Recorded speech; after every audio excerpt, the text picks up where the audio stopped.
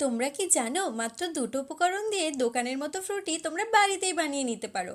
Hello friends, welcome to my mini blog. এবছর সবার কাছেই প্রচুর আম হয়েছে, আর আমাদের বাড়ির লোকও আম খেয়ে খেয়ে বোর হয়ে যাচ্ছে। তাই মা বলল পড়ে থাকা পাকা আমগুলো দিয়ে নতুন কিছু একটা বানিয়ে দে। আগে আমি একদিন আমের আইসক্রিম বানিয়েছিলাম, যার ভিডিওটা তোমাদের সাথে অলরেডি শেয়ার করেছি। আজ আমি বানাবো ফ্রুটি। তার জন্য প্রথমেই আমগুলোকে ধুয়ে কেটে নিচ্ছি, তার ভিতর থেকে পাল্পগুলো বের করিয়ে নেব। তারপর একটা মিক্সিং জারের মধ্যে সমস্ত পাল্প দিয়ে তার মধ্যে দিয়ে দেবো পরিমাণ মতো চিনি, দিয়ে একটা পেস্ট বানিয়ে নেব। তারপর একটা কাপড়ের সাহায্যে এটাকে ভালো করে ছেঁকে নেবেন।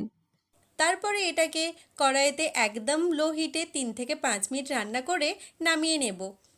ঠান্ডা হয়ে গেলে তার মধ্যে অ্যাড করব বরফ কিংবা ফ্রিজের জল। আমি এখানে দুটোই অ্যাড করছি, আপনারা চাইলে একটাও অ্যাড করতে পারেন। বরফটা গলে গেলেই আমাদের ফ্রুটি রেডি। নাও এনজয়। ভিডিওটা কেমন লাগলো কমেন্টে জানাবেন। ভালো লাগলে লাইক শেয়ার